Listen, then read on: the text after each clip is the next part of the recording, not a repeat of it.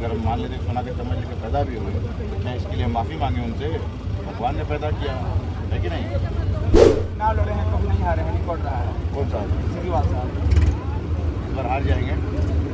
बयान भी दे रहे उनका सीधा है ना। और पहले भी बतौर मिनिस्टर गवर्नमेंट ऑफ बिहार उन्होंने काम किया, बतौर एमएलए भी काम किया है। उन सबको भी आप जोड़ दीजिए, तो कोई एक फैक्ट्री आप हमको दिखा दीजिए जो उन्होंने लगवाने का यहाँ पर काम किया। प्रोसेस हमारा नहीं है कि आप पहले से प्राइम मिनिस्टर डिक्लेयर कर दीजिए और उसको फिर लोग चुनेंगे। ये सिस्टम अमेरिका में है, 2 ही लोग लड़ते हैं चुनाव। शाम का वक्त चुनाव की गर्मी और आकाश प्रताप सिंह को आप देख सकते हैं दौरा कर रहा है महाराजगंज लोकसभा के अंतर्गत कांग्रेस के जिंदाबाद। हम बात करेंगे क्या कुछ कर रहे हैं तैयारी में?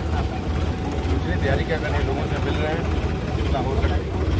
क्या लक्ष्य मतलब महाराजगंज में क्या मतलब प्लान है काम करना? पहले रिजल्ट हो जाए उसके बाद ये सब पूछिएगा, अभी चुनाव संबंधित पूछिए। जनता में जितना लोग रहता है जो वर्तमान में सांसद हैं वो लोगों से मिले नहीं है, ऐसा शिकायत है। क्या यह शिकायत आपसे मतलब चुनाव जीतने के बाद नहीं रहेगा, ऐसा उम्मीद किया जाए? नहीं रहेगा, पक्का। हम लोगों की पृष्ठभूमि दूसरी है। अच्छा, आप जब चुनाव लड़ने के लिए यहाँ आए होंगे तो बड़ा झेलना पड़ा होगा कि आप बाहरी हैं, इसको कैसे देखा? कुछ नहीं झेलना पड़ा है, लोग मुझे गले लगा रहे हैं, कंधे पे उठा रहे हैं। ये सब भाजपा के बेवकूफ़ लोग ये सब इस टाइप की बातें करते रहते हैं। वो लोग जो वोट मांग रहे हैं तो कह रहे हैं कि मेरा मंदिर बनवाया है, ये किया है, वो किया है, पत्र बनवाया है, राशन दे रहे हैं, ये सब मतलब कह के वोट मांग रहे हैं। 370 के बारे में पंडित जवाहरलाल नेहरू ने कहा था एक दिन ये घिसते घिसते एक दिन ख़त्म हो जाएगा, और जो चीज़ उन्होंने हटाया है उसमें कुछ बचा ही हुआ नहीं था। जो चीज़ें थी वो ऑलरेडी हर आज़ादी के बाद से लगातार घटने की चीज़ें उसमें हो रही थी, तो इसका कोई बहुत ज़्यादा ये नहीं है, बस एक नाम वास्ते इन्होंने किया है। महाराजगंज के लोगों में एक खासा मतलब ये आपको पूछना चाहिए लोगों से कि मोदी जी कहते थे कि 100 नए शहर बनाएंगे, वो 100 नए शहर कहाँ हैं? कहते थे कि दाऊद इब्राहिम को पाकिस्तान से पकड़ के लाएंगे, दाऊद इब्राहिम कहाँ है? कहते थे कि मैं गरीब का बेटा हूँ, लेकिन प्रधानमंत्री बनने के बाद 2 विमान खरीदा खुद के लिए 17,000 करोड़ का। इस देश की जनता ने रोज़ उन्हें टीवी पर देखा है, कभी नहीं देखा कि उन्होंने अपना कपड़ा जो है कोई भी कपड़ा रिपीट किया हो। एक दिन में 3 बार कपड़े बदलते हैं और कोई भी कपड़ा रिपीट नहीं होता। 10-10 लाख रुपए के सूट पहनते हैं, है ना। कोई फ्रांस से मेकअप आर्टिस्ट है, उनकी 15 लाख 20 लाख रुपए शायद लोग कहते हैं कि वो लेते हैं उनका पेंट पोचाड़ा शक्ल का करने का। यही काम उन्होंने किया है। पूछिए कि 2 करोड़ नौकरियाँ 8 साल का वादा था, वो कहाँ है? 15-15 लाख देने की बात करते थे कि वो कहाँ है? सबके अकाउंट में कहते थे कि विदेश के बैंकों में 80-85 लाख करोड़ रुपया रखा, वो लेके आने की बात थी, वो कहाँ है? बुलेट ट्रेन चलवाने की बात थी, वो कहाँ है? ये मुद्दे बोलिए ना। भाजपा के लोग वही कहता है कि अगर वो चुनाव जीत भी जाते हैं तो उनका पीएम कौन होगा ये खुद में तय नहीं है उन लोगों को। भाजपा के लोग को संविधान की जानकारी नहीं। हमारा जो सिस्टम है उसमें होता है कि क्योंकि ये डाइवर्सिटी से भरा हुआ देश, अलग अलग भाषाएं, अलग अलग जातियाँ हैं, अलग अलग प्रांत में कुछ है, तो लोग अपना अपना सांसद चुनते हैं और सांसद जाके दिल्ली में प्राइम मिनिस्टर बनाता है। ये प्रोसेस हमारा नहीं है कि आप पहले से प्राइम मिनिस्टर डिक्लेयर कर दीजिए और उसको फिर लोग चुनेंगे। ये सिस्टम अमेरिका में है, 2 ही लोग लड़ते हैं चुनाव, है ना। यहाँ पे अलग अलग लोग अपना सांसद चुन के भेजते हैं अलग अलग लोकसभा क्षेत्रों से, फिर वो सांसद अपने में से मिलके सांसद चुनते हैं। अंतिम 2 बात सर, तमाम जो वोटर हैं धीरे धीरे अपने अपने पार्टी और समर्थक के मतलब अपने प्रत्याशी की तरफ झुकाव रख रहे हैं, लेकिन एक ऐसा भी मतलब ग्रुप है जो ये चाहता है कि हमको ना मोदी से मतलब है, ना हमको राहुल गांधी से मतलब है, हमको इस बात से मतलब है कि महाराजगंज एक खिड़की होना चाहिए, एक पढ़ने के लिए अच्छा विद्यालय होना चाहिए।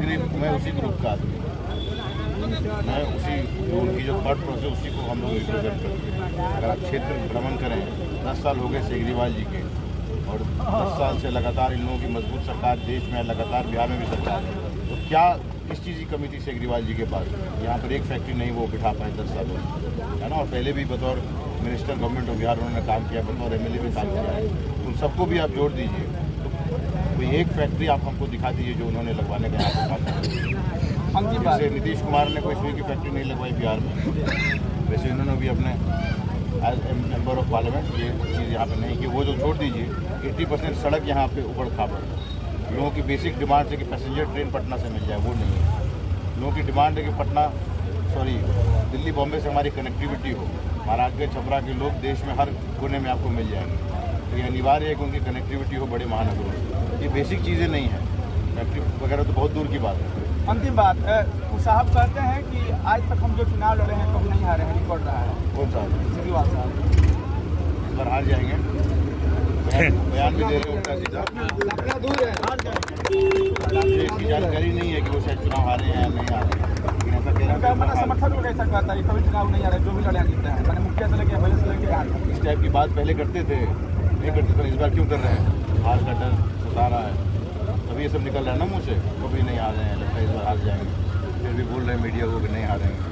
वो तो तू तड़ा की भाषा पर उतर चुके हैं, मेरे बयानों पे तू तड़ाक की भाषा पे उतर चुके हैं। कह रहे हैं कि मेरी आँख में अंधा हो गया हूँ, कि मैं सड़कों पे सवाल उठा रहा हूँ तो कह रहे हैं कि बंदे हो गए हैं, सोना के चम्मच में लेके पैदा हुए हैं। तो क्या अगर हम मान लेते सोना के चम्मच लेके पैदा भी हुए तो क्या इसके लिए माफ़ी मांगे उनसे?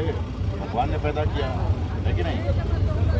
और जहाँ तक हमारी आँखों का सवाल है, जब हमने कहा कि सड़कें यहाँ खराब हैं, ये मैं महाराज के लोगों पर छोड़ता हूँ कि क्या यहाँ सड़क अच्छी है या जो मैं कह रहा हूँ वो सही है कि 70% 80% लोग सड़क यहाँ उबड़ खाबड़, इतनी वाली सड़क मुझे दिखाई नहीं दे रही, ये भी वैसी है शायद। चलिए अंतिम बात, आपके साथ जहाँ भी जा रहे हैं तमाम भीड़ हो रहा है, तमाम लोग हैं, यह भीड़ वोट में तब्दील हो पाएगा। अपार जन समर्थन मिल रहा है, बुजुर्ग लोग आशीर्वाद दे रहे हैं, युवाओं के बीच में एक जुनून है मोदी जी के खिलाफ, केजरीवाल जी के खिलाफ, राहुल गांधी के पक्ष में, तेजस्वी यादव जी के पक्ष में, कांग्रेस पार्टी के पक्ष में, इंडिया अलायंस के सारे घटक दल के पक्ष में।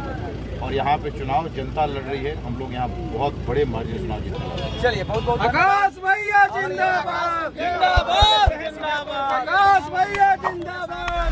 हमारी बात को लेकर के अपनी राय व्यक्त कीजिएगा। धन्यवाद।